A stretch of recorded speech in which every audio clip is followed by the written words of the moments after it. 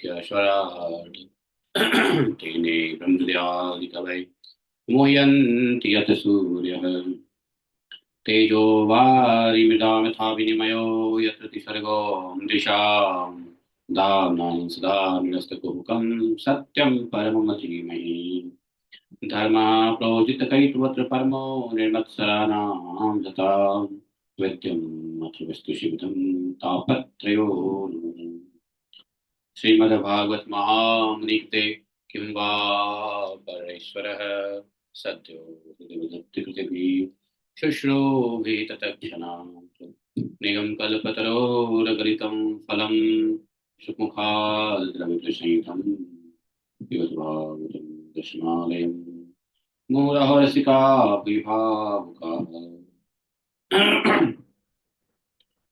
अहं शवस्य प्रभवो मत्तः सर्वं प्रवर्तते इति मत्वा भजन्ते मां बुधा भावः समन्विता मच्चित्ता मद्गतप्राणा बोधयन्तः परस्परं तस्थैष मां नित्यं तुष्यन्ति च रमन्ति च तेषां सततयुक्तानां भजतां प्रीतिपूर्वकं ददामि बुद्धियोगन्तं तेन मापयान्ति ते तेषामेवानुकम्पार्थम् अहम् अज्ञानजन्मनाशात्मभावस्थो ज्ञानदीपेन भास्वता अहमेवासमेवाग्रे नान्यत् सकसत्वरं पश्चादिन्ते तस्य यवशिषेत स्वस्म्यहम् ऋतेऽर्थं यत् प्रतीयेत न प्रतीयेत चात्मनि तद्विद्यादात्मनो माया यथा भातो यथा तमः यथा महान्ति भूतानि भूतेषु चावचिष्यनु पृष्ठान्यपृष्ठानि तथा तेषु न तेष्वहम् एतावदेव जिज्ञासु ततो जिज्ञासुनात्मना अन्यव्यतिरेकाभ्यात् स्यात् सर्वत्र सर्वदा हरे कृष्णा कृष्ण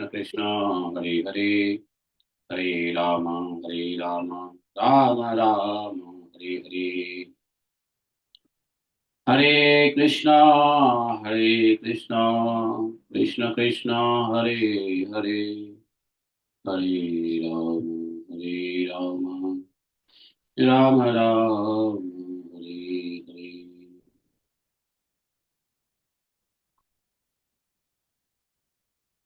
श्रीमद् भागवत महापुराण की जय। रघुदेव महाराज की जय। श्री वासुदेव गोस्वामी महाराज की जय। परीक्षित महाराज की जय। अपने अपने गुरु गणांग की जय। शुभपाद की जय। जय जय श्री राधे श्याम।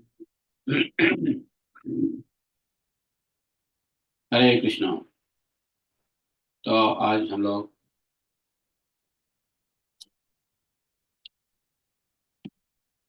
भागवतम के 5वें स्कंध के 6ठे अध्याय में प्रवेश करेंगे। ठीक है, 5-6।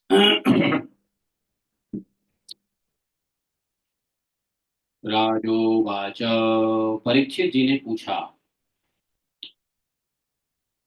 न नूनं भगव आत्मा रामानां योग समीरित ज्ञान भवर्जित कर्म बीजा नामैश्वर्याणि पुनः कलेशदानि भवितुः मारन्ति यदृच्छयोपगतानि च।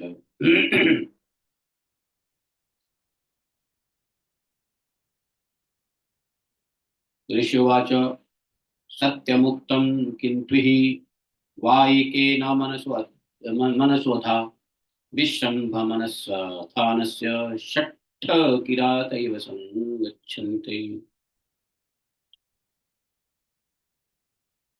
ॐ अज्ञानातिम्नान्धस्य ज्ञानाञ्जनशलाकया चक्षुरुन्मीलितं येन तस्मै श्रीगुरुवे नमः। श्रीचैतन्यमनोभीष्टं स्थापितं येन भूतले स्वयं रूपा कदा मह्यं ददाति स्वपदान्तिकम्। वन्देऽहं श्रीगुरो श्रीपदकमलं श्रीगुरो नमस्वांश श्रीरूपं साग्रजातं सागं रघुनाथान्वितं तं सजीवम् साद्वैतं सावधूतं परिजनसहितं श्रीकृष्णचैतन्यदेवं श्रीराधाकृष्णपादां साधनललिता श्रीशाखान्वितांश्च। हे कृष्ण करुणा सिन्धो दीनबन्धो जगत्पते गोपेश गोपिकान्तं राधाकान्तं नमोऽस्तुते। तप्तकाञ्चन गौराङ्गी राधे वृन्दावनेश्वरी कृष्णानुसुते देवी प्रणमामि हरिप्रिये। वाञ्छाकल्पतरुभ्यश्च कृपा सिन्धुभैः च पतितानां पावनेभ्यो वैष्णवेभ्यो नमो नमः। जय श्री कृष्ण चैतन्य प्रभु नित्यानंद श्री अद्वैत गदाधर श्रीवासादि गौर भक्तवृंद। हरे कृष्णा कृष्ण कृष्ण हरे हरे हरे राम राम राम हरे हरे। तो अब आगे राजा परीक्षित पूछते हैं कि भगवान, योग रूप वायु से प्रज्वलित हुई ज्ञान की अग्नि से जिसके राग आदि कर्म भी दग्ध हो गए हैं, नष्ट हो गए हैं, ऐसी वायु से, योग रूप वायु से प्रज्वलित हुई ज्ञान की अग्नि से, तो योग रूप वायु ज्ञान की अग्नि बताया, जिससे होता क्या है, राग द्वेष क्लेश आदि कर्म बीज नष्ट हो गए हैं। उन आत्माराम मुनियों को दैववश यदि स्वयं ही अनिमा आदि सिद्धियां प्राप्त हो जाएं तो वे उनके राग द्वेष क्लेश का कारण तो किसी प्रकार हो ही नहीं सकता है। फिर भगवान ऋषभ ने उन्हें स्वीकार क्यों नहीं किया? मतलब जिसके राग आदि द्वेष कर्म बीज नष्ट हो चुके हैं, वो सिद्धि को ले भी ले तो क्या फर्क पड़ता है? क्योंकि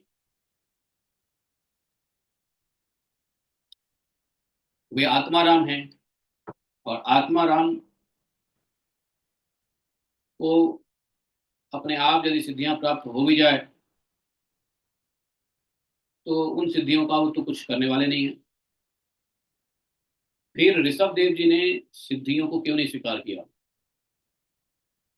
सुखदेव जी कहते हैं, परीक्षित जी आपका कहना उचित है, सत्यम उक्तम, सत्यम उक्तम, सत्यम उक्तम, सत्यम उक्तम, आपका कहना ठीक है, किंतु किंतु वा एके न, संसार में जैसे चालाक व्याध अपने पकड़े हुए मृग का विश्वास नहीं करता, उसी प्रकार बुद्धिमान लोग इस चंचल चित्त का भरोसा नहीं करते हैं।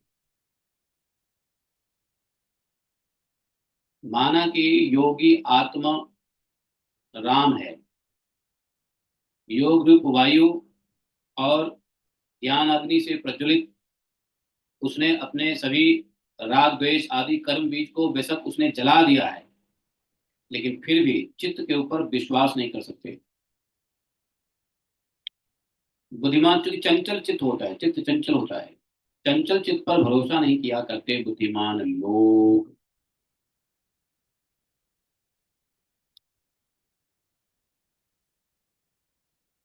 ऐसा ही कहा भी है, कहावत भी है, उत्तम भी है, उत्तम, न कुर्यात कदाचित सख्य मनसी है नवस्थिते, यद्विश्राम भास्चे चित्त राचित ऋणम च तंद तप ईश्वरम। ऐसी कहावत है कि इस चंचल चित्त से कभी दोस्ती नहीं करनी चाहिए, मित्रता चंचल चित्त से नहीं करनी चाहिए। इसमें विश्वास करने से, इस चंचल चित्त में विश्वास करने से ही मोहिनी रूप में फंसकर महादेव जी का चिरकाल का संचित तप क्षीण हो गया। जैसे व्यभिचारिणी स्त्री जाल पुरुषों को छोड़कर उनके द्वारा अपने में विश्वास रखने वाले पति का वध करा लेती है, उसी प्रकार जो योगी मन पर विश्वास करते हैं उनका मन काम और उसके साथ ही क्रोध आदि शत्रुओं को आक्रमण करने का अवसर देकर उन्हें नष्ट भ्रष्ट पथ भ्रष्ट कर देता है।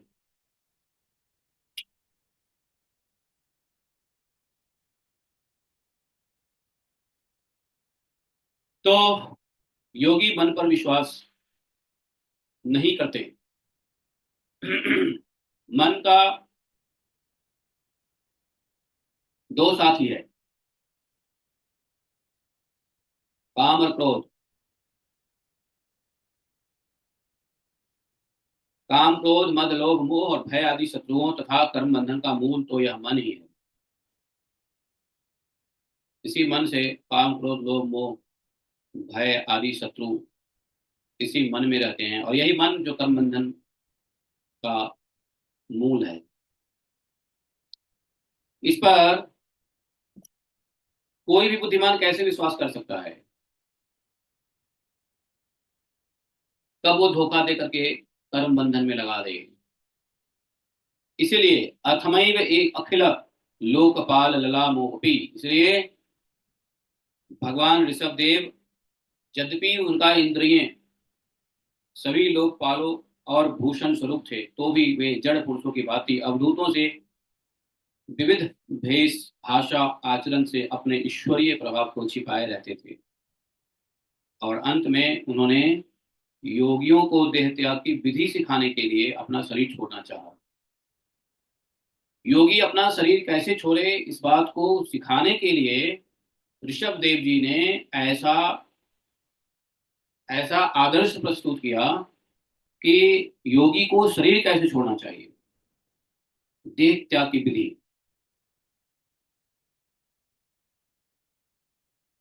तो ऋषभ देव जी ने अपने अंतःकरण में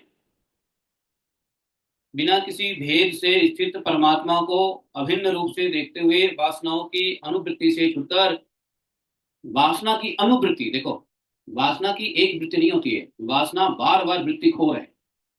तो एक वासना पूरी होगी, दूसरी वासना आती है, इसलिए वासना की अनुवृत्ति बोला। जिसमें रिपीटेशन होता है ना, उसमें अनु उपसर्ग लगता है, अनु, है ना। तो अनुवृत्ति से छुटकर लिंग देह के अभिमान से भी मुक्त होकर ऋषभ देव जी उपराम हो गए। और इस प्रकार लिंग के देह अभिमान से युग मुक्त भगवान ऋषभ देव जी का शरीर योग माया की वासना से केवल अभिमान अभिमान के आभास के आश्रय ही इस पृथ्वी तल पर विचरता रहा। अभिमान नहीं था, अभिमानाभास का आश्रय लेकर पृथ्वी विचरता रहा। वह सदैव वे दैववश कोंक, वेंक और दक्षिण आदि कुटक कर्नाटक के देश में गए, मुंह में पत्थर का टुकड़ा डाले और बाल बिखेरे उन्मत्त के समान दिगंबर रूप से कुटकाचल के वन में घूमने लगे। कुटकाचल वन, ये कहाँ है? कर्नाटक में है कुटकाचल वन। इसी समय झंझावात से झकझोरे हुए बांसों के घर्षण से प्रबल दावाग्नि धधक उठी और उसने सारे वन को अपनी लाल लाल लपटों में लेकर ऋषभ देव जी के सहित भस्म कर दिया। ऋषभ देव जी का शरीर उसी जंगल की आग में भस्म हो गया। ऋषभ देव जी का शरीर पूरा हो गया। राजन यस्य कीला अनुचरितम उपकारनम कुंक वेंक कुटका नाम राजा हन्ना पुष्पक्ष। हाँ, ध्यान से सुनो, यही श्लोक है। कल महावीर जयंती थी ना, तो इसी श्लोक को मैंने कोट करके वीडियो बनाया था। माता जी पूछी थी ना कि वो ये ये जैन धर्म ऋषभ देव जी के ही हैं, इसके हैं, माता जी ने पूछी थी, तो मैंने इसके लिए भागवत के प्रमाण को लेकर के एक वीडियो बना दिया था। जानते हो, कल उस वीडियो में कई हजार लोगों ने देखा उस वीडियो को, Hindi, English, short video, long video भी मैंने बनाया। यही श्लोक मैंने कोट किया।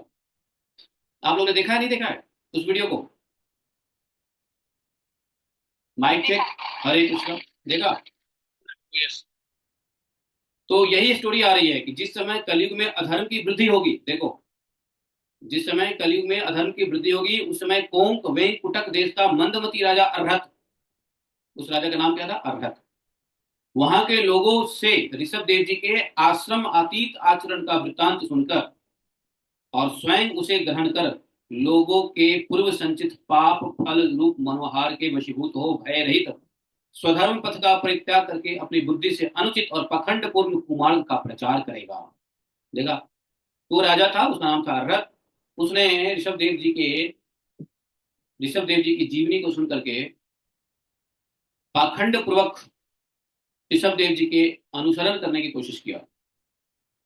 बोले कि उससे कलयुग में देव माया से मोहित अनेकों अधम मनुष्य अपने शास्त्र विहीन शौच और आचार को छोड़ बैठेंगे। अधर्म बहुल कलयुग के प्रभाव से बुद्धिहीन हो जाने के कारण वे स्नान नहीं करना, आत्मन नहीं करना, अशुद्ध रहना, केस नुचवाना आदि ईश्वर का तिरस्कार करने वाले पाखंड धर्मों को अपने मन के मुताबिक, मनमाने ढंग से, समझे, स्वीकार करेंगे। ऐसे धर्म प्राय वेद, ब्राह्मण एवं भगवान यज्ञ पुरुष की निंदा करने लगेंगे। वे अपनी इस नए अवैदिक और अपने इच्छा से बनाया हुआ इस प्रकार के अधर्म में प्रवृत्त होंगे। और ये इसको बोला अंध परंपरा से विश्वास करके मतवाले रहने के कारण स्वयं ही घोर नरक में गिरेंगे। समझे? तो अभी जो जैन धर्म है जिसमें ब्राह्मण, भगवान और वेद, इसको वो लोग नहीं मानते हैं। ऋषभ देव जी की टीचिंग्स में ऋषभ देव जी ने परमहंस धर्म को बताया, परमहंसों को कैसे रहना चाहिए। तो उनकी वृत्ति को तो अपना लिया राजा अर्हत ने, अपना राजपाट सब छोड़ दिया, अपने कर्म को त्याग दिया। राजा था वो, और ऋषभ देव जी से प्रेरित होकर के, क्योंकि ऋषभ देव जी भी राजा थे, उनसे प्रेरित होकर के उनके वृत्ति को अपना लिया और मनमाना ढंग से एक धर्म बना दिया, जिसको लोगों ने, ये सुखदेव जी लिख रहे हैं 5000 वर्ष पूर्व, है कि ऐसा कलयुग में होगा। ये भविष्य काल में लिखा हुआ है, फ्यूचर टेंस में लिखा हुआ है। बैठेंगे, ऐसा करेंगे, नरक में गिरेंगे, यज्ञ पुरुषों की निंदा करेंगे, वेद ब्राह्मण भगवान यज्ञ पुरुष की निंदा करेंगे, विष्णु की निंदा करेंगे। तो ऋषभ देव जी के द्वारा नहीं है, ये दूसरे राजा अर्हत हैं जिन्होंने अपने को ऋषभ देव जी का समान आचरण करके अपने को ऋषभ देव घोषित कर दिया। 5, 6, 9 में ये कथा बताते हैं। और उसी पाखंड पूर्ण धर्म का ये अवतरण हुआ जिसको जैन कहते हैं। जैन लोगों को बुरा लग सकता है, लेकिन बात बुरे की नहीं है। ये यहाँ पर सुखदेव गोस्वामी कहते हैं, जिनको वेद नहीं अपनाना, जिनको भगवान विष्णु को नहीं स्वीकार करना, जिनको है, तो ये लोग जो है अपने मनमानी ढंग से, लिखा है ना पाखंड धर्म, मनमानी, जिसमें भगवान के गीता के उपदेश को भी ठुकराएंगे ये लोग, अहिंसा की बात करेंगे, लेकिन उनको ये पता नहीं है कि धर्म की रक्षा के लिए हिंसा भी जरूरी है। तो अभी जो वर्तमान में जैन हैं वो ऋषभ देव जी के नहीं हैं, ये सब जो है पाखंड धर्म है, इसलिए ये लोग हिट्रोडॉक्स हैं।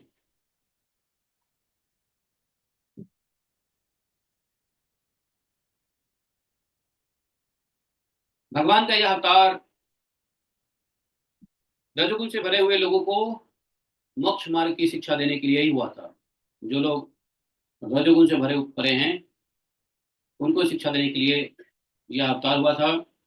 इसके गुणों का वर्णन करते हुए लोग इन वाक्य को कहा करते हैं, क्या, ओ भुवः सप्त समुद्रवत्या दीपे सुसवर्षे स्वधि पुण्यमेतद् गायन्ति यत्र जना मुरारेः कर्माणि भद्राण्य अवतारवन्ति।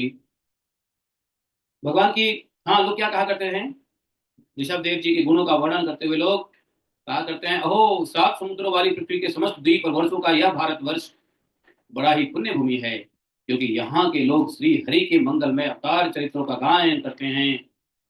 ओनुवंशो यस्सावधातः प्रिय तो यत्र पुमान पुराण कृतावतार पुरुष साध्य चचार धर्मम यद कर्म हेतुम। बोलेगी, ओह महाराज, प्रियव्रत का वंश बड़ा उज्जवल और सुयशपूर्ण है, जिसमें स्वयं पूरा पुराण पुरुष श्री आदि नारायण ने ऋषभ देव का अवतार लेकर मोक्ष की प्राप्ति कराने वाले परमहंस धर्म का आचार किया। अहो इन जन्म रहित भगवान ऋषभ देव के मार्ग पर कोई दूसरा योगी मन से भी कैसे चल सकता है, क्योंकि योगी लोग जिन योग सिद्धियों के लिए ललायित होकर निरंतर प्रयत्न करते रहते हैं, उन्होंने ऋषभ देव जी ने अपने आप प्राप्त होने पर भी असत समझकर त्याग कर दिया था। इतना बता दिया। फिर कहते हैं कि राजन, सुखदेव जी कहते हैं, राजन, इस प्रकार संपूर्ण वेद, लोक देवता, ब्राह्मण और गायों के परम गुरु भगवान ऋषभ देव का यह विशुद्ध चरित्र मैंने तुम्हें सुनाया है। भगवान के यह गुण को सुनने वाला व्यक्ति के पाप को हरने वाला है। जो मनुष्य इस परम मंगलमय पवित्र हैं चरित्र को एकाग्र पूर्वक श्रद्धा से निरंतर सुनते सुनाते हैं, उन दोनों को ही भगवान वासुदेव में अनन्य भक्ति हो जाती है। तरह तरह के पापों से पूर्ण संसार, तापों से अत्यंत तपे हुए अपने अंतःकरण को पंडित जन इस भक्ति सरिता में ही नित्य निरंतर नहलाते रहते हैं। इससे इन्हें जो परम शांति मिलती है वह इतनी आनंदमयी होती है कि फिर वे लोग अपने सामने अपने ही आप प्राप्त हुए मोक्ष रूप परम पुरुषार्थ का भी आदर नहीं करते। भगवान के ऐसे प्रेमी हो जाने से ही उनके समस्त पुरुषार्थों का सिद्धि हो जाती है। राजन परीक्षित, भगवान श्री कृष्ण स्वयं पांडव लोगों के और यदुवंशियों के रक्षक, गुरु, इष्टदेव, सुहृद और कुलपति थे, नहीं थे? भगवान कृष्ण, यहाँ तक कि भगवान कृष्ण कभी कभी आज्ञाकारी सेवक भी बन जाया करते थे। इसी प्रकार भगवान दूसरे भक्तों के भी अनेकों कार्य कर सकते हैं और उन्हें मुक्ति भी दे देते हैं, परंतु मुक्ति से भी बढ़कर जो भक्ति योग है उसे सहज में नहीं देते। भगवान मुक्ति दे देंगे लेकिन भक्ति सहजता से नहीं देते। निरंतर विषय भोग की अभिलाषा करने के कारण अपने वास्तविक श्रेय से चिरकाल तक विशुद्ध हुए लोगों को, जिन्होंने करुणावश निर्भय आत्मलोक का उपदेश दिया और जो स्वयं निरंतर अनुभव होने वाले आत्म स्वरूप की प्राप्ति से सब प्रकार की तृष्णाओं से मुक्त थे, ऐसे भगवान ऋषभ देव को नमस्कार है। माख्या लोकस्य यः करुण आभायात्मलोकम आख्यान नमो भगवते ऋषभाय तस्मै। तो ऋषभ देव जी को प्रणाम करते हुए उनके चरित्र का वर्णन सुनाया परीक्षित जी को। कौन? यहाँ पर छोटा सा अध्याय था, 19 श्लोक का समाप्त हुआ। इति श्रीमद्भागवत महापुराणे पारमहंस्यां संहितायां पंचम स्कंधे ऋषभदेव अनुचरिते षष्ठो अध्याय। ठीक है, अब छठा अध्याय हो गया पूरा। अब क्या करें? एक अध्याय तो आज कर लिया, और क्या करें बताओ? समय यही भागवतम को रोक दिया आज के लिए है? एक अध्याय तो हो गया।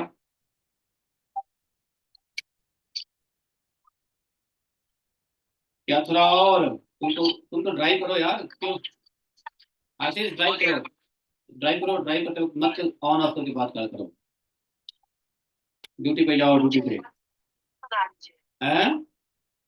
भक्त चरित्र सुना दीजिए। क्यों भक्त चरित्र? ये ऋषभ देव जी भक्त चरित्र नहीं है, ये भरत जी का ही तो चरित्र है। चलो अब भक्त भरत की चरित्र सुन लो। जब आपने भक्त चरित्र सुनाया तो भागवतम भक्त चरित्र ही तो है, और क्या है? हाँ जी। तो फिर 7वें अध्याय में भक्त भरत जी का चरित्र आता है, समझे?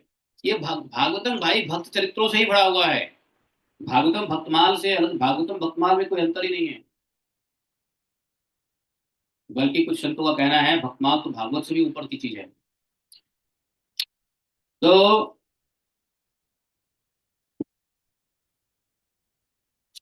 श्री सुखदेव जी कहते हैं, मैंने तो सोचा कि छोटी अध्याय पर रेस्ट मिलेगा, आप लोग तो रेस्ट नहीं देना चाहते। 7वें अध्याय भरत जी के चरित्र से शुरू होता है। भरतस्तु महाभागवतो यदा भगवतावनी तप परिपालनाय संचितन्तस्तनु शासन परः पंचजननी विश्वरूप दुहित उपमे। सुखदेव जी आगे कहते हैं, परीक्षित, राजन महाराज भरत बड़े ही भगवत भक्त हैं। ऋषभ देव जी के प्रथम पुत्र, देखो समझ लो, प्रिय व्रत के पुत्र कौन थे? अग्निगर। अग्निगर के पुत्र कौन थे? नाभि। नाभि के पुत्र कौन हुए? ऋषभदेव। ऋषभदेव के पुत्र कौन हुए? प्रथम पुत्र भरत जी। तो बोले भरत जी बड़े भगवत भक्त थे। पहला क्या नाम बताया आपने? इसका नाम जो पहला आपने पूरा क्लैन बता रहे थे, ये 5th कैंटो है ना, उसमें उसमें महाराज प्रियव्रत की कथा है।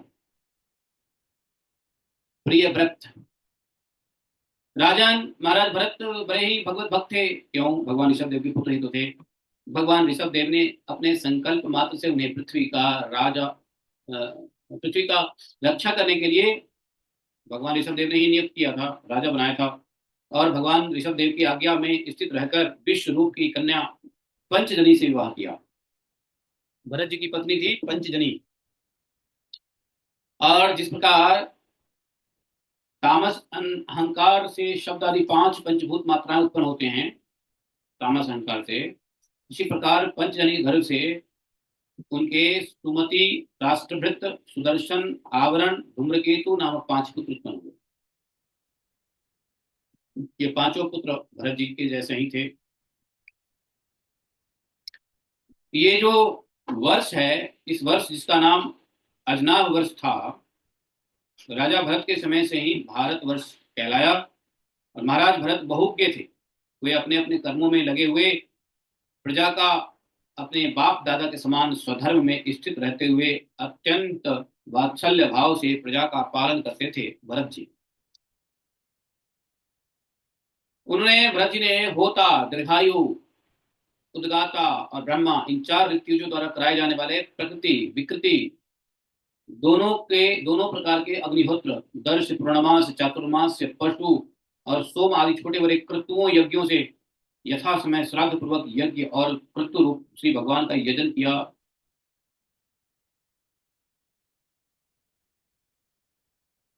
कुछ नोट्स है, प्रकृति विकृति किसे कहते हैं। प्रकृति और विकृति बताया कि वैसे भेद से देखोगे तो अग्निहोत्रादि कृत्य दो प्रकार के बताया, और संपूर्ण अंगों से युक्त कृत्यों को प्रकृति कहते हैं। और जिसमें सब अंग पूर्ण नहीं होते हैं, किसी न किसी अंग की कमी रहती है, उसको विकृति कहते हैं।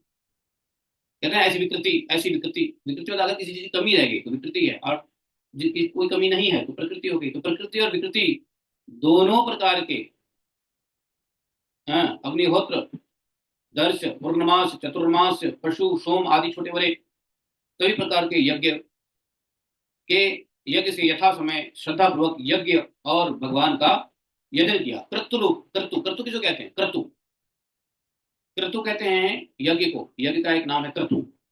तो क्रतु रूप श्री भगवान अर्थात यज्ञ रूप भगवान का पूजा कर यजन करते थे। तो क्रतु मतलब होता है यज्ञ। क्रतु भगवान अर्थात यज्ञ भगवान, जिसको यज्ञ पुरुष भी कहते हैं। यज्ञ भगवान को क्या कहते हैं? यज्ञ पुरुष भी कहते हैं। भगवान विष्णु को क्या कहते हैं? यज्ञ पुरुष। तो इस प्रकार से क्रतुरूप भगवान का यज्ञ करते थे हर प्रकार से, चतुर्मास ये। इस प्रकार अंग और क्रियाओं के साथ अलग अलग यज्ञ के अनुष्ठान के समय जब अध्वर्गुण आहुति देने के लिए हवि हाथ में लेते, मतलब हविष्य, जो जब यज्ञ करते थे भरत जी, तो यज्ञ के जो द्रव्य होते हैं हविष्य हाथ में लेते, तो यजमान भरत उस यज्ञ कर्म से होने वाले पुण्य रूप फल को यज्ञ पुरुष भगवान वासुदेव को ही अर्पण कर देते थे। वास्तव में परब्रह्म ही इंद्र आदि समस्त देवताओं के प्रकाशक, मंत्रों के वास्तविक प्रतिपाद्य और उन देवताओं के भी नियामिक कंट्रोलर होने से मुख्य कर्ता और प्रधान देव हैं भगवान विष्णु। इस प्रकार अपनी भगवत दर्पण बुद्धि कुशलता से हृदय में राग द्वेष मलों का मार्जन करते हुए, सफाई करते हुए, वे सूर्य आदि सभी यज्ञ भोक्ता देवताओं का भगवान के नेत्र आदि अवयविक रूप में चिंतन करते थे। देखो देवता, देखो जो राजा होता है, राजा को हर प्रकार के यज्ञ करने चाहिए। क्यों? राजा कर सकता है, राजा हर प्रकार के योग कर सकता है। इसलिए जैसे भरत जी ने सभी प्रकार के यज्ञ किए, सभी प्रकार के यज्ञों में कौन कौन से यज्ञ? उद्गाता है, ऋत्विजो, प्रकृति विकृति, अग्निहोत्र, दर्श, पूर्णमास, चतुर्मास्य, पशु यज्ञ भी किया, सोम यज्ञ भी किया, सभी प्रकार के यज्ञ किए। क्योंकि राजा थे, कर सकते थे। साधारण मनुष्य क्या करेगा? कोई एक जप यज्ञ कर ले बहुत है। तो जिसको शक्ति है उसको करना चाहिए। क्यों? उससे सभी प्रकार के उद्गाता या जितने भी अर्घ्यो और ऋत्विज हैं, जितने भी प्रकृति और विकृति हैं, उन सब को भगवान यज्ञ पुरुष को दिए हुए यज्ञ का भाग जाता है। इससे उनकी पोषण होती है। ये सब गण है, जैसे मरुद गण है वैसे उद्धाता गण है, वैसे ही अर्घ्यु गण है, गंधर्व गण होते हैं, बहुत सारे गण हैं। देवताओं की जो कोटि है उसी को तो इनको इन यज्ञ का फलस्वरूप पोषण मिलता है, क्योंकि यज्ञ में जो यज्ञ कर्म है, और ये जो करते भी थे, भरत जी करते भी थे यज्ञ। तो यज्ञ करने का दो प्रकार होता है। एक तो उसका फल स्वयं भोग की इच्छा से प्राप्त करना, यज्ञ हम इससे इससे कर रहे हैं कि उसका फल मिलेगा तो हम उसको यूज करेंगे। लेकिन एक यज्ञ इसलिए भी किया जाता है, भरत जी जो यज्ञ करते थे, जो भी यज्ञ करते थे भरत जी, वो भगवान को ही अर्पित करते थे। उसका जो भी फल हो भगवान को ही अर्पित करते थे। यज्ञ करते थे लेकिन फल भगवान को अर्पित करते थे। भगवती वासुदेव एव पर देवताया साक्षात कर्तरी मर्थ नियामकतया मृद मृदित कषायो हविष्य हविष्वध्यु अभिवृत गृहमाणे सुषह यजमान यज्ञ भावो देवांस्तान पुरुषा वैविश्यभ्य धान्यात्। तो सब कुछ जो है भगवान को अर्पित करते थे। क्यों? क्योंकि जानते थे इस सबके नियामक, सबके कर्ता, सबके प्रधान देवता, सबके पालक, ऐसी भगवत बुद्धि थी भरत महाराज की।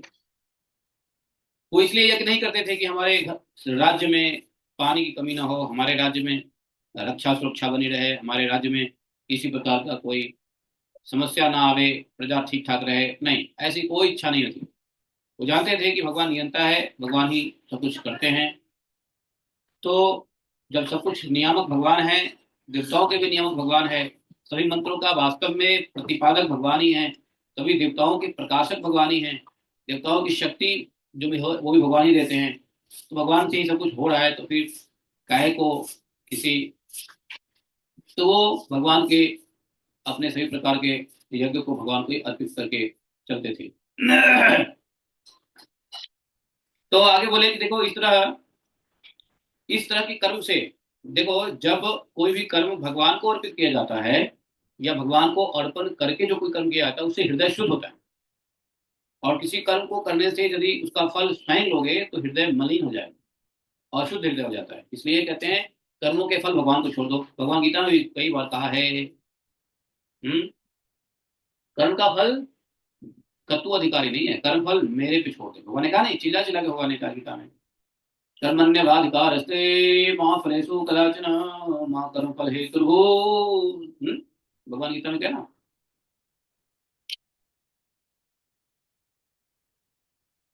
फल त्यक्त्वा धनंजय, वो अर्जुन को कहा फल का त्याग करो, फल तुमको नहीं लिख लेना। अच्छा, पेड़ हम रोपे, फल आप खाओ।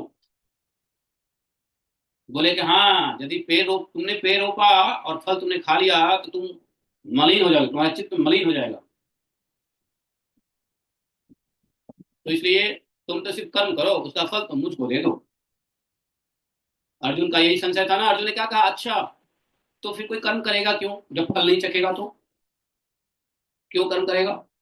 मनुष्य कर्म तभी करता है जब फल उसको दिखता है। बिना फल देखे तो मनुष्य की प्रवृत्ति होती नहीं कर्म में। आप करे कर्म का फल हमें दे दो, तो कर्म क्यों करेगा मनुष्य? मनुष्य को कर्म करने के लिए मोटिवेशन क्या है?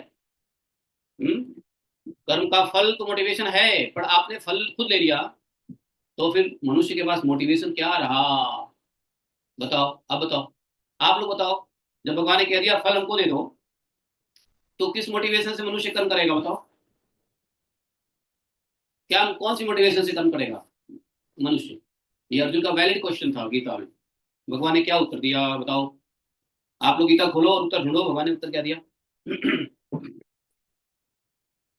है?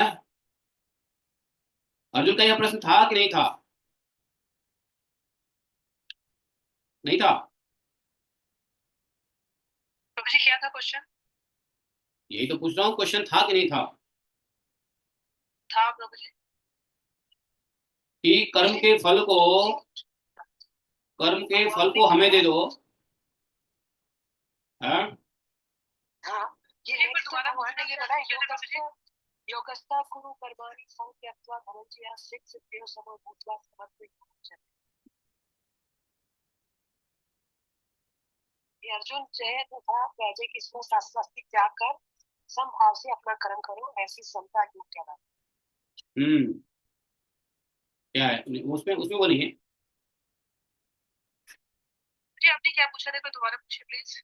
अरे भगवान ने कहा ना, क्या बोलते हैं, कर्मण्यवाधिकार माँ फलेषु कदाचन माँ कर्म फल हेतु ते संगोस्त कर्मणि। कहा भगवान ने कि कर्म के, तुम सिर्फ कर्म करने का अधिकारी, फल नहीं।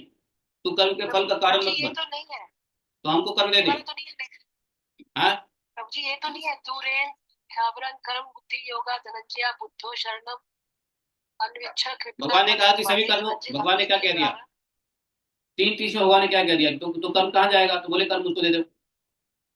ये 3 तीस है ना, तीसरे चैप्टर में है ना, कर्म कर्म कहाँ जाएगा, कर्म उसको दे दो, है ना। मई, भगवान ने कहा मई सर्वाणि कर्माणि संन्यासाध्यात्म चेतसा निरासी निर्ममो भूत्वा युद्धस्व विगत जरः।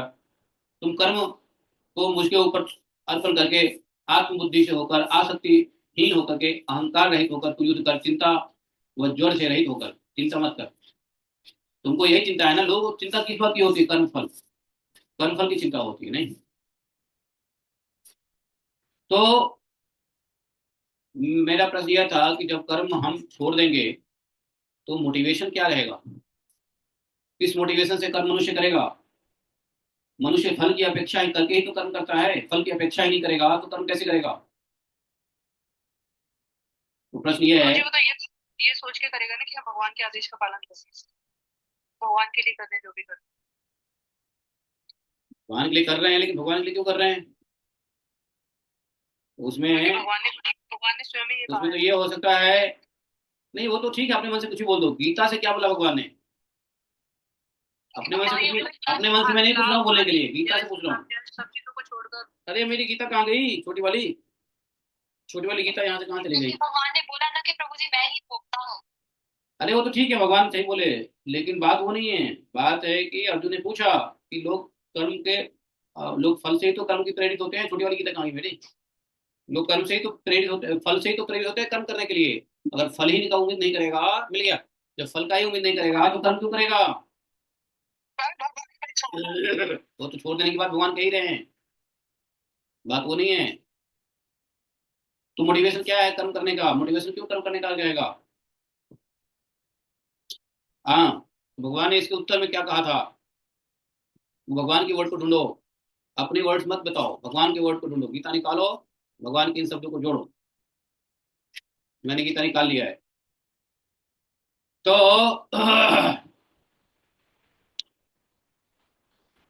तो यहाँ पर वो श्लोक कौन सा है, मैं वही निकालने के लिए निकाल रहा हूँ। भगवान ने कहा है भाई, भगवान ने कहा है, भगवान ने इसका उत्तर दिया है, ठीक है। तो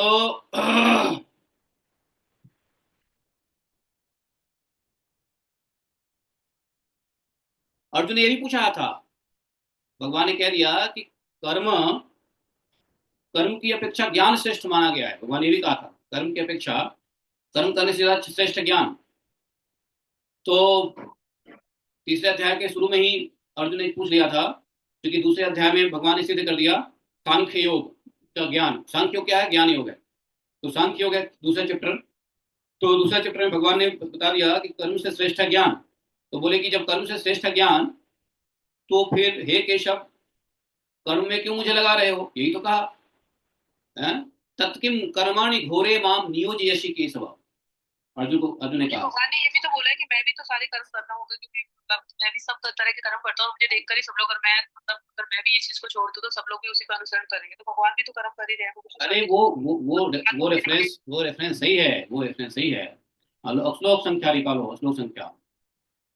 मैं भी कर रहा हूँ तो ठीक है, वो तो इसलिए कह रहे हैं, मैं कैसे कर रहा हूँ कि जो श्रेष्ठ लोग करते हैं वही साधारण लोग अनुसरण करते हैं, इसलिए कह रहे हैं कि मैं भी कर्म कर रहा हूँ, क्योंकि मैं ही नहीं करूंगा तो बाकी लोग कौन करेगा। वो तो लोगों को, श्रेष्ठ लोगों का अनुकरण करने के लिए, साधारण लोगों के लिए श्रेष्ठ लोगों को कर्म करना चाहिए, वो दूसरी बात है। हाँ, तो यहाँ भगवान ने उसको कह दिया कि भाई ये तो कर्म में क्यों लगा रहे हो, कर्म का क्या कारण है, कर्म में क्यों लगा रहे हो, आप कह रहे हो ज्ञान श्रेष्ठ है तो कर्म क्यों लगा रहे हो। हम्म? आपके जो वचन है, अर्जुन ने पूछा, कहा कि आपके जो वचन है वो कुछ मिले जुले से हैं, कभी कहते हो ज्ञान बड़ा, कभी कहते हो कर्म करो, कभी कहते हो नहीं कर्म से श्रेष्ठ ज्ञान है? आपने अभी कह दिया उठो लड़ाई करो, है, मोहित मत हो, है। तो आपके कुछ मिले जुले शब्द है। व्याम मिश्रेण लिखा हुआ है, व्याम मिश्रेण वाक्येन बुद्धि मोहयसी वमे। आपकी जो ये व्यामिश्रित वाक्य है, मिली जुली वाक्य है, ये हमको मोहयसी में मोहित कर रहा है। इसलिए तद एकम वद निश्चित्य, हे भगवान आप निश्चित करके एक बात बताइए कि मैं क्या करूं, ज्ञान लूं या कर्म करूं। वद एन श्रेयो अहमाप्नुयात्, क्या करूं मैं, मेरे लिए कल्याण इसमें है, कल्याण का प्रश्न पूछा है।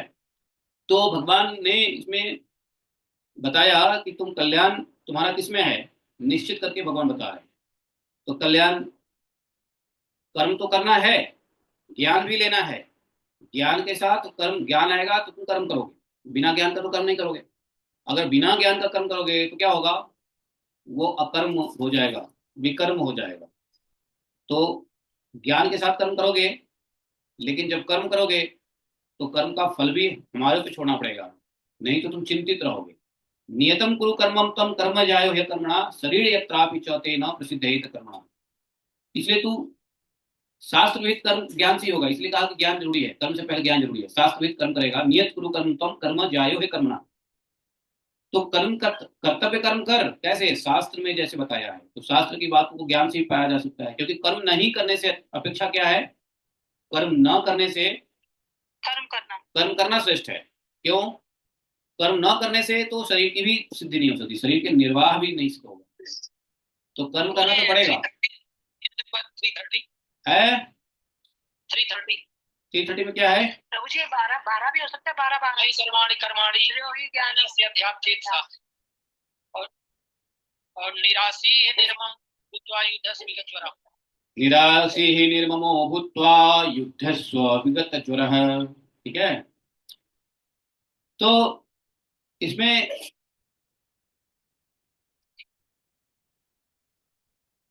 प्रभु जी ये 12 हो सकता है। श्रेयो ज्ञानम अभ्यास ज्ञानात् ध्यानम शिष्यते, ध्यानात् कर्म फल त्याग, त्यागात् शांति अनंतरम। अरे नहीं, मैं तो पहले, आप पहले उत्तर ढूंढ रहे हो, मैं तो प्रश्न ढूंढ रहा हूँ। वो प्रश्न अर्जुन ने कहाँ किया, जहाँ प्रश्न है वही तो उत्तर है। वो प्रश्न ढूंढो, पहले प्रश्न ढूंढो, का जो फर्स्ट श्लोक है उसके अंदर प्रश्न ढूंढो, अर्जुन ने प्रश्न किया था। अर्जुन ने बोला कि हे कृष्ण, पहले आप मुझसे कर्म त्यागने के लिए कहते हैं और फिर भक्ति पूर्वक कर्म करने का आदेश देते हैं। क्या आप अब कृपा करके निश्चित रूप से मुझे बताइएगा कि इन दोनों में से कौन अधिक लाभप्रद है। हाँ, पांचवे का पहला, संन्यासम कर्मणाम कृष्ण पुनर्योगम न संशति, ये बात है। नहीं, वो श्लोक, वो प्रश्न ढूंढो जिसमें अर्जुन ने पूछा कि आप कर्म को, फल को त्यागने की बात कर रहे हो, फल त्याग देंगे तो किस उद्देश्य से आदमी कर्म करेगा, कर्म करने की प्रेरणा कैसे मिलेगी, लोग फल से ही तो प्रेरणा पाते हैं, ऐसा अर्जुन ने प्रश्न किया था। प्रश्न ढूंढो, वही पे उत्तर है। ठीक है, ऐसा प्रश्न ढूंढो, वही पे उत्तर है। तो ये प्रसंग जो है, हाँ तो ये तकरीबन आपको, एक तो अर्जुन ने प्रश्न किया है अथ के, नहीं ये भी नहीं है, ये भी नहीं, अथ के न पाप करती पुरुष, नहीं ये भी नहीं। वो तो ना चाहते हुए लोग पाप करने के लिए क्यों प्रबल प्रवृत्त होता है, ये बताया।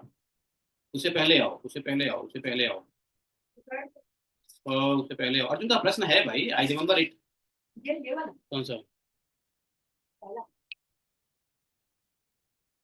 नहीं ये तो हो गया, ये नहीं, ये नहीं है, ये नहीं है, वो ढूंढना पड़ेगा, ढूंढ के निकालता हूँ।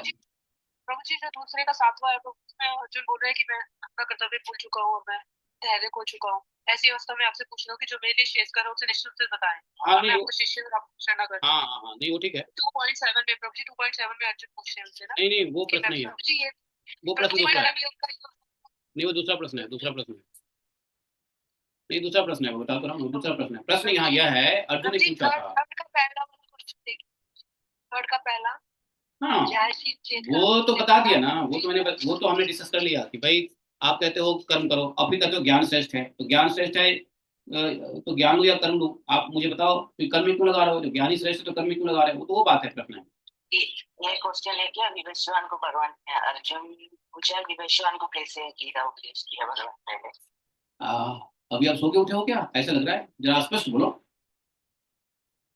नहीं अभी नहीं उठा, थोड़ी देर हो। पूरे देर हुआ मतलब आधे घंटे पहले उठे हो, 8 बजे उठते हो? नहीं 7 o'clock को उठा है प्रभु जी। 7 o'clock, सनराइज कितने बजे होता है? आज के दिन है प्रभु जी, थोड़ा मतलब थोड़ा लेट सोए। लेट सोया फिर भी सनराइज के बाद उठना महापाप है, महापाप है सनराइज के बाद उठना।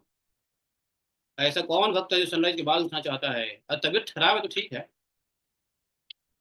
तभी तो खाया हो तो ठीक है, कोई बात नहीं, अभी अभी मिल जाएगा, मैं आपको बता दूंगा और श्लोक, ठीक है। अभी मिलेगा श्लोक, श्लोक ऑलरेडी दे दिया है, लगा दिया ढूंढने के लिए। तो यहाँ पर इसी बात को कह रहे हैं क्या, कि वो अपने सभी कर्मों को भगवान में छोड़। अच्छा, तो सुनो, अब श्लोक ढूंढ लेना, या मिल जाएगा बता दूंगा। लेकिन भगवान ने ये कहा था कि तुम कर्मों को इसलिए मुझ पे छोड़ दो कि इससे क्या होगा, कर्म को मुझ पे छोड़ोगे तो एक तो तुम्हारी चिंता खत्म हो जाएगी। चिंता कहाँ होता है, चित्त में होता है, और चित्त स्वच्छ रहेगा, चित्त विक्षेप नहीं होगा। अगर आप फल को, कर्म के फल को छोड़ देंगे, हम पे छोड़ देंगे, तो चित्त आपका शुद्ध रहेगा। तो इसी चित्त की शुद्धि के लिए देखो, इसी चित्त की शुद्धि के लिए, हाँ, तो अगर अगर आप कर्म के फल में आसक्ति रखोगे तो सबसे पहली बात आपको संशय होगा, उसके बाद आपको चिंता होगी, और इससे क्या होगा कि आपके कर्म भी अशुद्ध हो सकते हैं, कर्म भी खराब हो सकता है, क्योंकि फल की चिंता से आप कुछ गड़बड़ कर लोगे। तो ऋषभ देव जी, सॉरी भरत जी ने यह सब जानते हुए इस तरह कर्म की शुद्धि से, इस तरह से कर्म करके भगवान को उसका फल अर्पित करके उनका अंतःकरण शुद्ध हो गया। तो मेन पर्पस बताया अंतःकरण शुद्ध होना, क्योंकि फल की चिंता खुद करेंगे तो अंतःकरण मलिन रहता है, अंतःकरण शुद्ध नहीं रहेगा। तो अंतःकरण शुद्ध तब रहेगा जब किसी फल को भगवान को छोड़, भगवान को दे दो, आप कुछ कर रहे हो भगवान को, वो अंतःकरण शुद्ध रहेगा। नहीं तो कर्म का फल खुद पे लोगे तो कर्म के फल भुगतना पड़ेगा, जो गुणमयी होता है, कर्म का फल गुणमयी होता है, कर्म होता ही है रजगुण से, तो उसका फल भी गुणमयी होता है। तो यदि फल खुद पे लोगे तो गुणमयी हो जाओगे, तुमको गुण से ऊपर उठना है, नहीं, गुणातीत होना है, गुणातीत होना है। तो गुणातीत कब होंगे, कर्म के फल तो गुणमय है, तो इसलिए फल को छोड़ दो, तो गुणमय, गुणातीत हो जाओगे, अंतःकरण शुद्ध हो जाएगा, और तब जाकर के अंतर्यामी रूप से विराजमान कौन, हृदय आकाश में अभिव्यक्त होने वाले ब्रह्म स्वरूप महापुरुषों के लक्षण से उपलक्षित भगवान वासुदेव में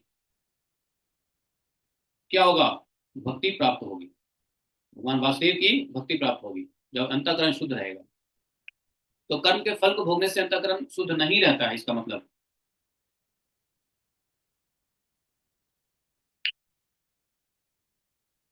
तो जैसे जैसे कर्म को भगवान पे छोड़ते जाएंगे, वैसे वैसे कहते हैं दिनों दिन वेग पूर्वक बढ़ने वाली उत्कृष्ट भक्ति प्राप्त हुई। नो, इधर ना, हाँ इधर। तो इस प्रकार से भगवान की भक्ति के लिए, तो भगवान ने गीता में भी यही कहा था, मुझसे यदि प्रीति चाहते हो तो, सॉरी, मुझसे प्रीति चाहते हो तो कर्म फल को मुझ पे छोड़ना पड़ेगा, क्योंकि अगर कर्म फल तुम भोगते रहोगे तो तुम गुणमय हो जाओगे और कर्म बंधन में फंस जाओगे, कभी मुझ तक नहीं आ सकते हो, समझे। तो क्यों छोड़े, कर्म का फल क्यों छोड़े, क्योंकि हम तक आने के लिए, मुझको प्राप्त करने के लिए, मुझ और ब्रह्म को प्राप्त करने के लिए कर्म के फल को छोड़ना पड़ेगा। तभी तुम निर्गुण हो सकते हो, तभी तुम्हारा चित्त स्वस्थ हो सकता है। अशुद्ध, अस्वस्थ चित्त से आप हमको नहीं प्राप्त कर सकते। तो ये मोटिवेशन है। तो मोटिवेशन क्या है, फल क्यों, कर्म क्यों करें, तो कर्म, भगवान ने कह दिया तीसरे चैप्टर में, कर्म तो तुमको करना ही पड़ेगा, कर्म किए बिना तो शरीर का निर्वाह भी नहीं होगा, तो कर्म तो छोड़ नहीं सकते हो। और यदि करना मजबूरी है तो कर्म के फल को हमको दे दो, इससे तुम्हारा चित्त स्वस्थ हो जाएगा, तुम गुणातीत हो जाओगे, तुम गुण में नहीं बधोगे, कर्मों के फल को भोगने को तुमको नहीं मिलेगा, और कर्म के फल भोगने पड़ोगे तो हमारे पास कहाँ से आओगे, है कि नहीं। मेरी प्राप्ति कैसे होगी यदि कर्म भोगने के लिए, कर्म के फल भोगने के लिए संसार में जाओगे तो ये मोटिवेशन है। तो व्यक्ति इसलिए अपना कर्म करता रहे कि वह भगवान को प्रसन्न करे, भगवत प्राप्ति के लिए, भगवत प्रेम के लिए, भगवान की प्रसन्नता के लिए कर्म करे, न कि उसके फल को भोगने के लिए करे। तो ये बड़ा सूक्ष्म अंतर है। बोले कि इस प्रकार से कई वर्ष निकल गए भरत जी शासन करते हुए, यज्ञ आदि कार्य को करते हुए, समाज कल्याण कार्य करते हुए, जनता को बड़े प्रेम से, प्रजा को पुत्र के समान मानते थे, एक निरंकुश शासक थे, कोई किसी का अंगुली नहीं उठता था, कोई कोई अंकुश नहीं था उनके ऊपर, किसने कोई, किसी का कंप्लेंट नहीं था राजा साहब। करोड़ों वर्ष निकल जाने पर उन्होंने राज्य भोग का प्रारब्ध, जब उनको लगा कि अब राज्य भोग की प्रारब्ध खत्म हो चुकी है, तो उन्होंने अपने वंश परंपरा के अनुसार अपने सभी संपत्तियों को अपने पुत्रों में बांट दिया। जैसे उनके दादा परदादा ने जैसे किया वैसे ही अपने अपने 5 पुत्रों में बाकी सभी बांट दिया, और सबके सर्वसम्मति संपन्न राजमहल से निकल करके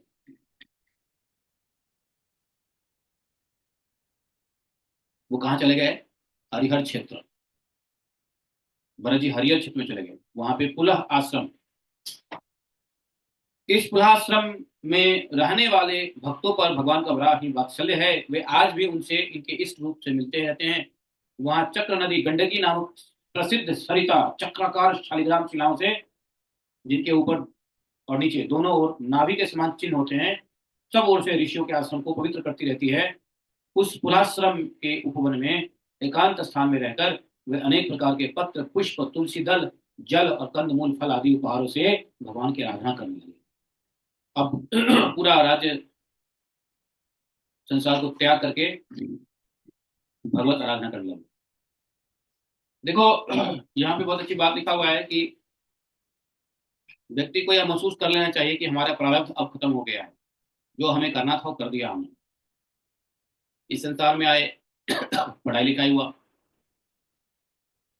शादी ब्याह हुआ, बच्चे बाल बच्चे हुए, जो जिम्मेदारी थी उसको निभा दिया, बच्चे बड़े हो गए। अब संपत्ति का मालिक बच्चों को बना करके अपनी प्रारब्ध का पूरा किया हुआ समझ करके अब भगवत प्राप्ति के लिए कार्य करना चाहिए।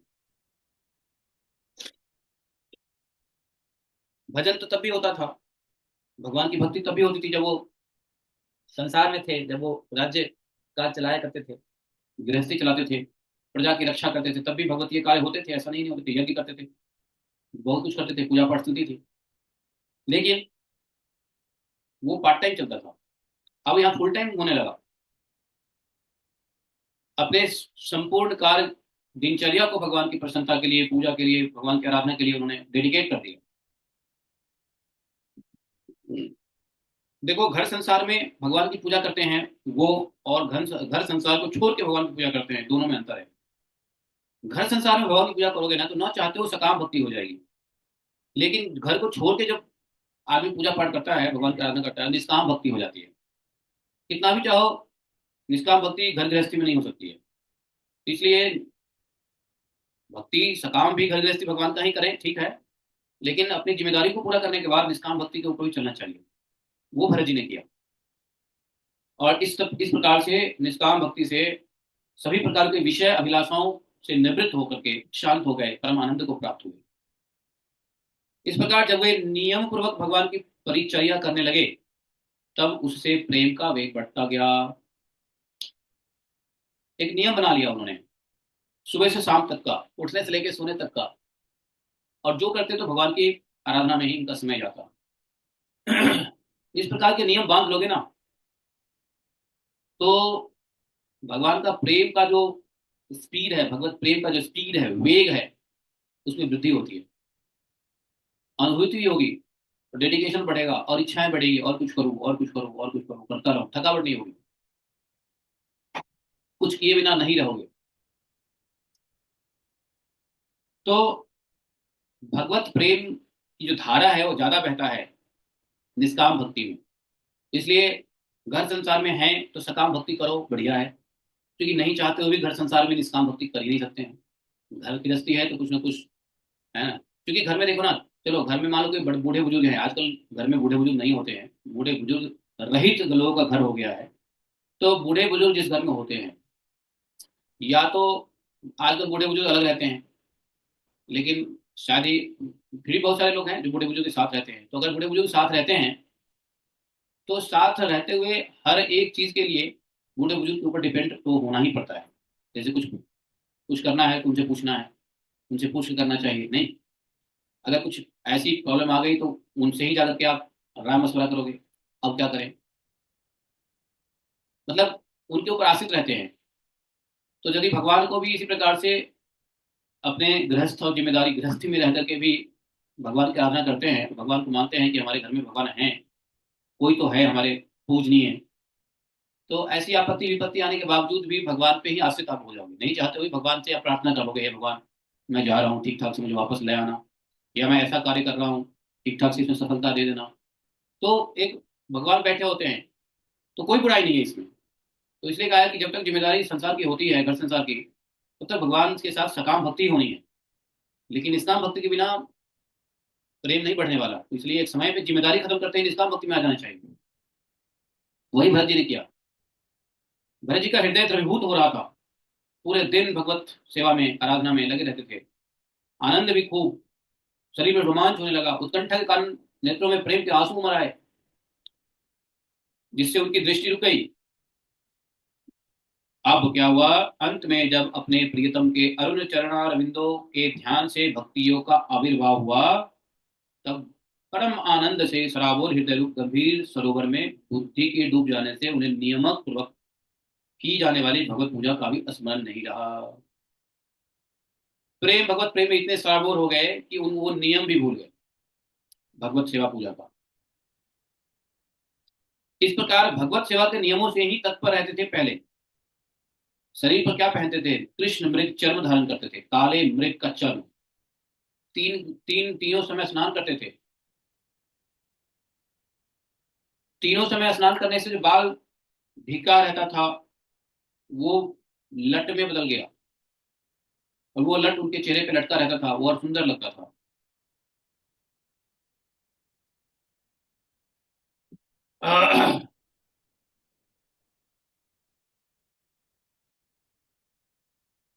वो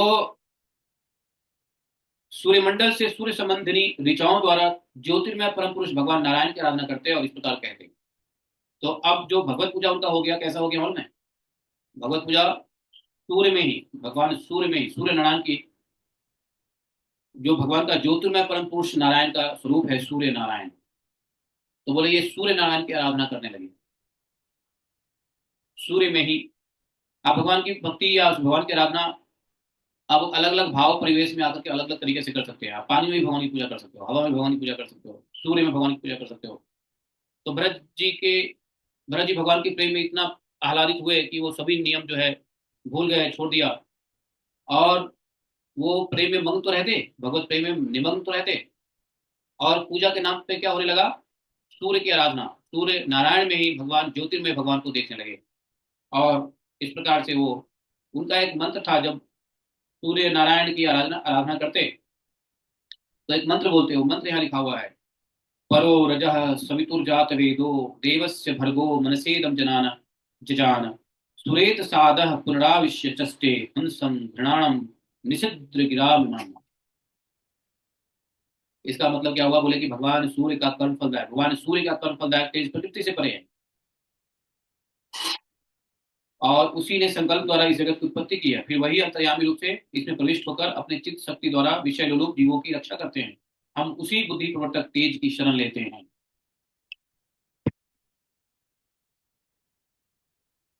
तो इसी को कहते हैं धियो यो न प्रचोदयात्। वहां भी जो धियो यो न प्रचोदयात् कहते हैं, वहां भी शरण ही लेने की बात कहते हैं। और यहां भी बोला कि ऐसे बुद्धि प्रवर्तक तेज की शरण लेते हैं। अब ऋषभ देव जी ने भगवत प्रेम का भी आस्वादन किया है।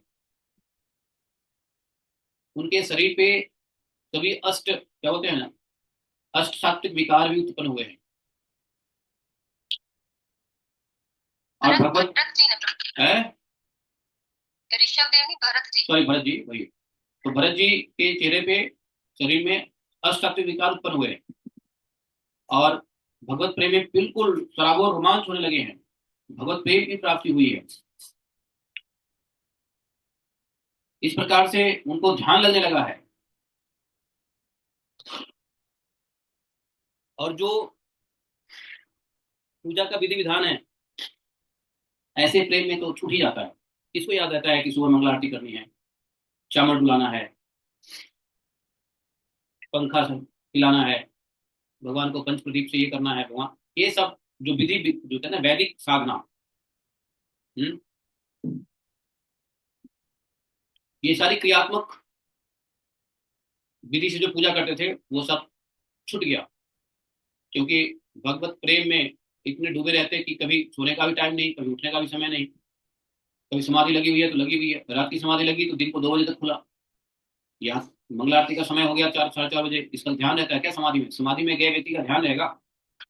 जो भगवत प्रेम में समाधि लिया व्यक्ति रहेगा उसको ध्यान रहेगा कि मंगल आरती का समय हो गया या गौर आरती का समय हो गया, तो ध्यान में है। तो ऐसे परमहंस की अवस्था में आने के बाद, भगवत प्रेम से लबालब भर जाने के बाद, ये वैदिक भक्ति जो है या वैदिक साधना जो है, विधि विधान से जो साधना है, वो याद नहीं रहता है। तो जब स्नान करने जाते थे तो स्नान करते समय सूर्य की पूजा करते थे बस। और जब स्नान करके बाहर निकलते थे तो वो घूमते रहते और भगवान के प्रेम में, आनंद में अनुभूति होती उनकी, और प्रेमानंद में वो उन्मत्त रहते थे। सिर्फ उनको भगवान की पूजा करने का एक जो स्रोत मिला वो सूर्य नारायण। अब यहीं पे एक गड़बड़ी हो जाएगी जो कल बताएंगे। कल 8वें अध्याय में ये चर्चा होगा कि वहीं पर जब वो स्नान कर रहे होते हैं, भगवान सूर्य को अर्घ दे रहे होते हैं, सूर्य नारायण में ही भगवान की आराधना कर रहे होते हैं, तो उसी वक्त उन्होंने एक हिरणी, गर्भिणी हिरणी को देखते हैं, जो डर के मारे नदी से छलांग लगाती, उसका बच्चा गिर जाता, हिरनी चली जाती, बच्चा ऐसे ही पड़ा रहता। उसको देख के उनका मोह उत्पन्न हो गया। भगवान के प्रेम में हृदय तो बहुत कोमल हो ही गया था। कोमल हृदय से आदमी रोता है। आंसू जो है ना, कठोर हृदय वाले को आंसू नहीं आते। भगवत प्रेम में कोमल हृदय चाहिए। तो हृदय तो कोमल हो ही गया था, द्रवीभूत हो ही जाता था, जीव के प्रति दयावान तो हो ही जाते थे। यहाँ एक थोड़ी सी मिस्टेक हो गई। ये मिस्टेक की वजह से वो फिर से मृत की योनि में आ गए भरत जी। तो इस प्रसंग का तात्पर्य भी बताएंगे, लेकिन आज यहीं पर 7वें अध्याय पे आगे जाते हैं। 8वें अध्याय कल करेंगे। कुले भागवतम की जय। एकम शास्त्रम देव की पुत्र गीतम एको देवो देव की पुत्र एवं एकम नंत तस्नामानि यानी कमापि तस्य देवस्य सेवा। त्वमेव माता च पिता त्वमेव त्वमेव बन्धुः च सखा त्वमेव त्वमेव विद्याधरणं त्वमेव त्वमेव मम सर्वदेव देवः। कृष्णाय वासुदेवाय हरे परमात्मने क्लेशनाशाय गोविन्दाय नमो नमः। हे कृष्ण करुणा सिंधु दीनबंधु जगतपते गोपेश गोपिकाकांत नमस्ते। तत्कांचन गौरांगी राधे वृंदावनेश्वरी विश्वामित्री देवी प्रणमामि हरिप्रिय। पांचाकल्पतरुश्च कृपा सिंधु भैरव च पतितानां पावनेभ्यो वैष्णवेभ्यो नमो नमः। जय श्री कृष्ण चैतन्य प्रभु नित्यानंद।